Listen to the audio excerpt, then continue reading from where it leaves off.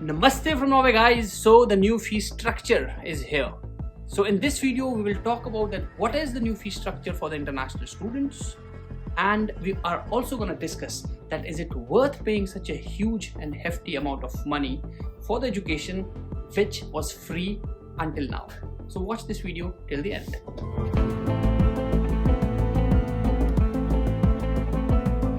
First of all, as usual, what is my source of information? So my source of information is University of Stavanger's webpage.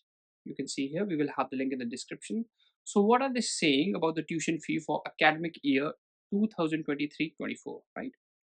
Before I give you the details about how much this tuition fee could be, I would like to tell you that on this webpage, they have clearly mentioned that, and I'm going to read it, that you will not have to pay the tuition fee if first you are an exchange student, you started your degree studies in Norway before 2023. So this is a very, I would say, a huge respite for students who are coming from, say, Asian countries and who have been admitted last year. So it doesn't mean that in August 2023, when you are in your second year of your, say, masters, that you'll have to pay tuition fee. So it's not for you, right? So be relaxed and just focus on your studies and try to get some work. And then, as we know, they are saying that if you are a citizen of EU and EEA or Switzerland, then also you don't have to pay a tuition fee, right? And the fourth one is the most interesting one, and that is if you have a permanent residence permit in Norway or special connection to Norway according to the list of exceptions. So what are those list of exceptions? Let me go through that list of exception. Okay. So the list of exception is, I will say, anyone, the first point in that is anyone with a permanent residence permit in Norway is exempted from paying tuition fee. Okay, so if you have a PR, if you are staying in Norway, irrespective of it, whether you have citizenship of India or any other country, you are still eligible for the free education in Norway. Second is protection.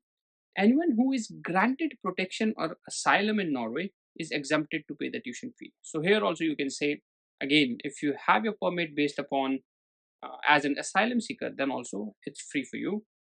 And guys, I won't go through this list, this entire list. You can easily go through it, read through it. But again, there are very two important points, and those points are that if you are also on a family immigration visa, for example, I am working here, and if my wife comes from India, then she is also eligible for the free education.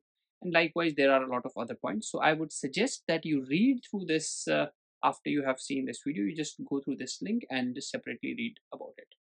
And now is the big question that how much will be the fees if suppose anyone wants to study in Norway. So the structure of the fee is dependent upon the course that you are taking in a particular university, and each university has a right to decide the amount of fees that they must charge. So for example, if you are studying a very technical course, if I'll take my example, I have done my master's in offshore technology with specialization in subsea. So in that case, if I would, and I did it for free in 2012. So if I wanted to study that course right now, I would have to pay 150,000 Norwegian krones per year. How much does that translate into INR? If you multiply it by say 8, then it is about 12 lakh per years. So for studying a 2 years masters, so remember in the UK the masters is of 1 year, and in Norway it is for 2 years. So for 2 years the amount of tuition fee that you would pay is about 25 lakhs. Okay, so this is for the course, as I mentioned, for these very technical kind of courses. And some of these courses for which you'll have to pay about 150,000 NOK kronas is like masters in data science, masters in environmental science, masters in risk analysis, etc, etc. So anything I believe related to engineering, most of the courses you'll have to pay this amount. And then the second category of the slab, or I would say, for paying this tuition fee is 125,000 NOK, and that translates again with a multiplier of 8, that translates about 10 lakh Indian rupees per year. And the courses related to social sciences fall into this category. So some of the courses for University of Stavanger is like masters in English and literacy, masters in business administration, etc, etc, right? So for these courses you'll have to pay slightly less fee. And then if you want to pursue the bachelor's in certain courses, then you will have to pay around 80,000 Norwegian krones per year, which translates into, again with a multiplier of 8, it translates into about 6 to 7 lakhs per year, right? But remember, bachelor's in Norway is for 3 years. So for 3 years, you'll have to pay about 21 lakhs. And besides this tuition fee, there is also a requirement, which is a requirement from the UDI, which is granting permits. And the requirements from their side is that you must have the sustenance allowance. And that sustenance allowance is itself equal to, for the next session, it is equal to around 129,000 kroners. So when you again multiply it by an 8, so approximately 9 lakhs, right? So now let me give you a ballpark figure. If suppose you wanted to pursue this master's, which I pursued in Norway. So for 2 years, you would be easily, the tuition fee would be around 25 lakhs. And on the top of it, you would have the sustenance allowance of each year, for each year, about 100 and say 10 lakhs. Right. So how much does this amount? This is, I would say 25 plus 20, so 45 lakhs for 2 years for the master's. But now there is one catch, and the catch is that, okay, tuition fee is something which you have to pay. But this sustenance allowance, generally what the students do is when they come here, they get a job, part-time job, because you are allowed to work 20 hours per week. So with this part-time job, you can easily cover up your, I would say, the sustenance, right? So don't worry about it. Now there is this big question that should we pay this 30 to 40 lakhs, and is it worth paying for it? So I would say that it depends in which area you are pursuing your masters. If suppose you have 5 years of experience in, say, some software development or something related to IT, or even in oil and gas or any other kind of sector, right, related to engineering, and then you plan to come to Norway and you spend this 30-40 lakhs on your studies, so then I would say that the chances of getting a job are much higher. Okay, then if you go to, for example, a country like UK, where you spend say 20 lakhs for a master's, and the reason is because since now there will be there's this tuition fees, right? So it means that the competition will be much less, so the chances of you getting, given you meet the eligibility requirements, the chances of you getting admission in Norway would be much higher.